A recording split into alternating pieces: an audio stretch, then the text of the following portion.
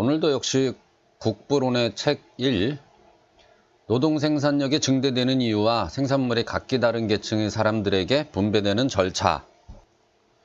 오늘은 그 4장, 돈이 사용되는 원리.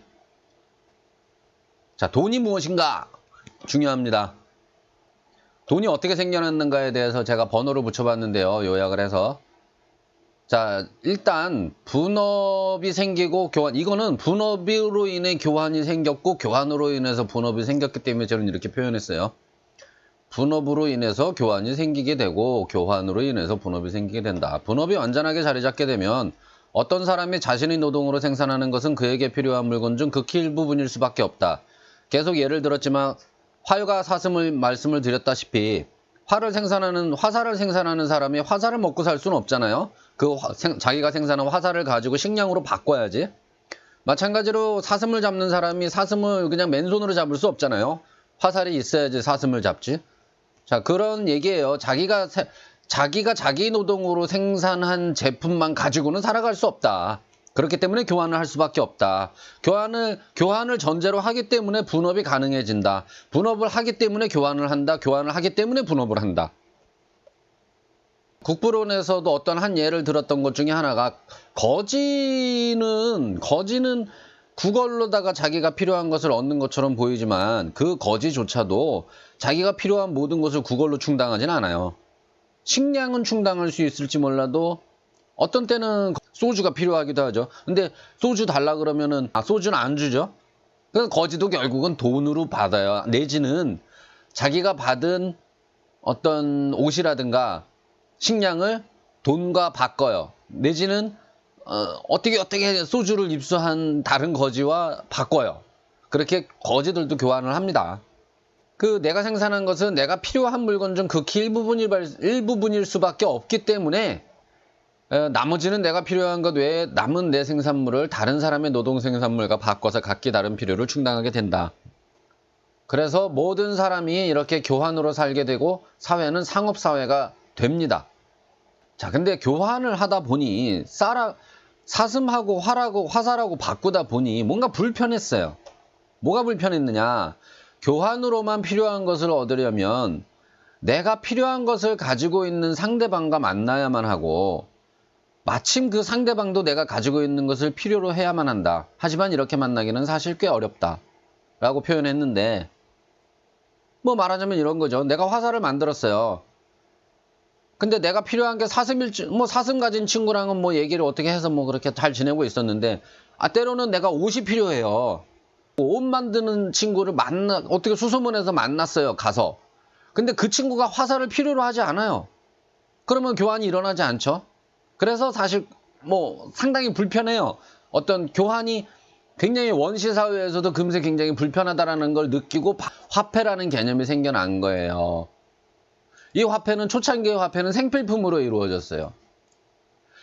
화살을 가진 사람이 옷을 가진 친구와 만났을 때 옷을 가진 친구가 화살은 필요로 하지 않지만 그 친구가 사슴은 필요할 수 있어요. 고기는 먹으니까 설령 지금 좀 갖고 있더라도 뒀다 또 먹으면 되니까. 그러니까 이 친구, 화살을 가진 친구는 사슴을 가진 친구한테 일단 사슴으로 바꿔놓고 그 사슴을 가지고 옷을 가진 친구를 찾아가면 되는 거예요. 그러면 조금 수월해지죠. 자, 교환의 불편을 줄이려면 대체로 모두가 필요로 하는 물건으로 일단 바꾸어 놓으면 된다. 상식적이죠? 그런 모두가 필요로 하는 물건으로 처음에 어떤 것들이 쓰였을까? 가축이 쓰이기도 하고 소금이 쓰이기도 하고 조개 껍데기가 쓰이기도 하고 조개 껍데기는 저는 처음엔 이해가 안 갔어요. 이게 왜 조개 껍데기가 이게 생필품이 아니잖아요. 조개 껍데기가. 근데 왜 조개 껍데기가 이게 화폐로서 쓰이냐 하면은 저는 집사람은 당연히 여자고 우리 딸만 둘이거든요. 희한하게 바닷가만 가면 조개 껍데기만 주스러 다녀요. 왜 그걸 왜 그렇게 줍는지 모르겠어. 이게 무슨 신이 내려주신 본성인가 봐요. 여자들이 조개 껍데기를 좋아하는 거는. 근데 바닷가만 가면 셋이서 조개 껍데기만 주스러 다녀요. 그래서 제가 저게 화폐로 쓰일만 했구나. 이해가 됐어요. 그 다음에 말린 생선. 이거는 뭐 식량이죠. 담배 뭐 아메리카 대륙에서는 담배. 이거는 현대 사회에서도 담배가 화폐로 쓰여요. 교도소에서 담배가 화폐로 많이 쓰인다고 하죠. 화폐는 그런 거예요. 교환할 수 있는 어떤 그 직접 물물 교환의 중간 매개체로 쓰이는 게 화폐예요. 담배가 화폐로 쓰여요. 설탕, 가죽, 뭐 충분히 다 이해 가죠. 어떤 그 옛날 그 아메리카 대륙 초창기 개척 시절에 인디안과 그 유러피언들이 교환의 매개체로 쓰이던 게 주로 가죽과 모피죠. 영화에서 보면. 그 다음에 그 아담 스미스가 이 책을 쓰던 당시 스코틀랜드 지방 어떤 시골에서는 여전히 못을 화폐로 사용했대요. 그 술집에 가서 못을 내고 맥주 주문하고 못으로다가 지불을 했대요. 그 다음에 빵집에 가서도 못을 주고 빵을 사고. 그러니까 그 시골 그 동네는 못이 화폐인 거예요. 이렇게 생필품을 화폐로 쓰다가 생필품 화폐가 뭔가 불편한 점이 생겼어요. 뭐냐? 나누기 어렵고. 뭔 얘기냐면 사슴을 한 마리 단위로는 어떻게 가지고 다닐 수 있는데 이걸 반 마리 단위라든가 모가지만 갖고 다닌다든가 뭐 잘라놓으면 일단 금세 상하잖아요. 나누기가 어려워요. 그 다음 닳고 깨지고 상하고 그 다음 부피도 크고 무겁고 녹고 해지고 이런 생필품들이 그런 그 단점들이 있었던 거예요. 뭐 당연하죠. 생필품 중에서도 금속은 나누기 쉽고 금속은 어떤 불에 달궈서 이렇게 쪼개면 쪼개지죠. 나누기 쉽고 닳지 않고 안 깨지고 안 상하고 부피도 작고 가볍고 녹지도 않고 해지지 않고 금 같은 거 녹였다가 다시 붙일 수도 있고 상업과 유통의 도구로 채택되기에 너무도 적합했다. 어떤 뭐 그리스 어디에서는 뭐 철을 쓰기도 했고 로마에서는 구리를 쓰기도 했고 또 다른 많은 나라가 금과 은을 썼다. 금과 은은 귀하기도 귀하고 예쁘기도 예쁘고 반짝거리니까 하니까 모두가 특별히 더 선호하고 금 같은 경우에는 막 이제 그 부드러우니까 녹여서 막 이제 뭐 녹이고 피고 해가지고 어떤 장신구를 만들죠. 어느 문화권에서든 금으로다가 장신구 왕관을 만들고 이렇게 했죠. 모든 사람들이 선호하고 양은 희소하고 하다 보니까 고가를 형성할 수 있고 그러다 보니까 갖고 다니는데 부피가 작아지고 금과 은으로 귀결되는 이유입니다. 꽤 최근까지 1940년대까지 어떤 서아프리카의 어떤 지방에서는 이런 모양의 화폐를 썼대요. 9세기에서 10세기가량의 폴란드 지방에서 쓰이던 어떤 도끼 비슷한 모양의 철로 된 것 같아요. 화폐로 쓰였던 거래요. 일본에서 쓰였던 그런 화폐인데 8세기, 일본에서 8세기 정도에 쓰였던 건데 그 쌀알하고 그 금가루 그 다음 화살촉 이런 것들이 어떤 화폐로 쓰였다고 하네요. 근데 금속 화폐도 불편한 게 생겼어요. 뭐냐? 무게를 재기 어렵다. 그냥 대충 덜렁덜렁 들고 나오는데 뭐 10g이라고 하는데 이 10g인지 어떻게 알아요? 10g하고 9g하고 11g하고는 이거 육안으로는 구분이 안 되잖아요.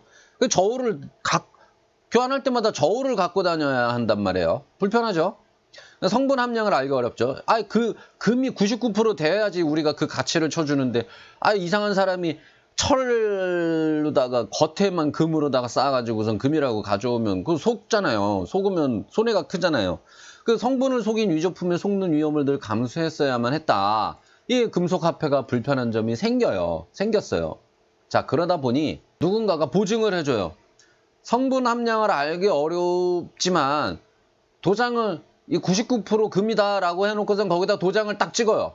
그 다음에 어떤 특정 무게를 잘라서 10g이면 10g을 딱 잘라놓고 거기다가 앞뒤로 도장을 찍어 놓으면 그 떼어내면은 일부분을 떼어내면은 도장의 모양이 이렇게 뜯겨 나갈 거 아니에요?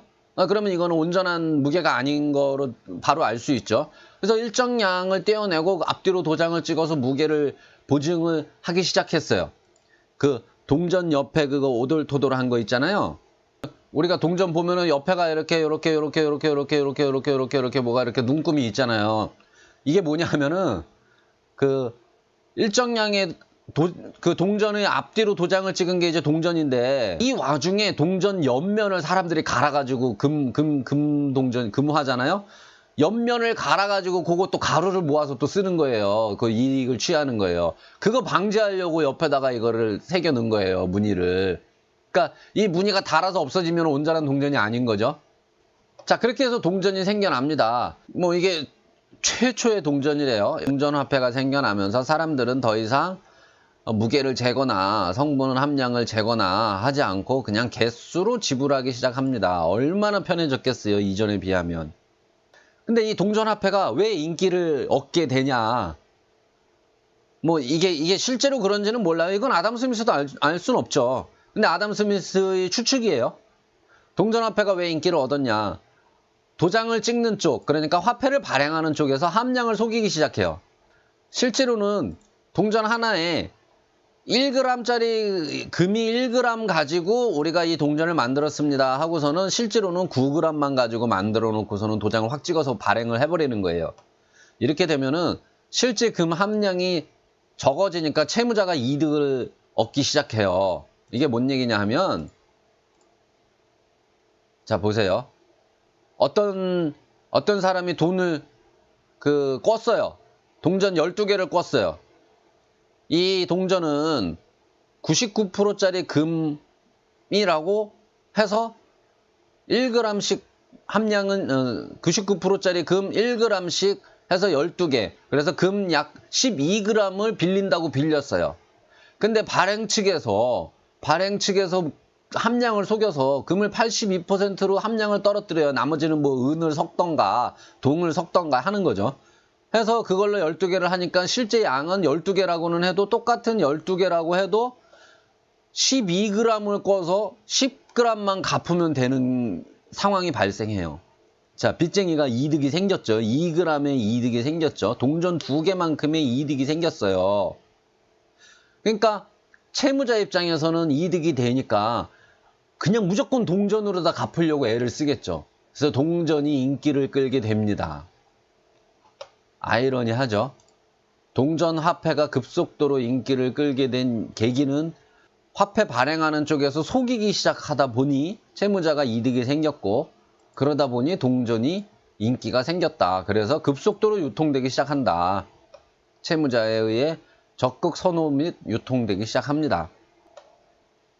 그러다 보니 아직까지도 금과 은이야말로 진정한 돈이다라고 믿고 있을 정도로 인류는 금, 은에 대한 믿음이 생겨요. 왜? 완벽하게, 화폐로서 완벽하게 기능했기 때문에 그런 개념이 생겨버린 거예요.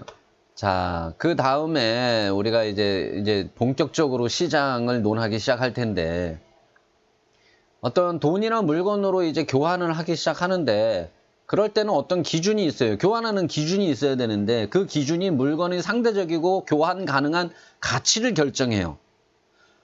사슴과 화살은 과연 몇 대 몇으로 바꿔야지 제대로 된 교환인가?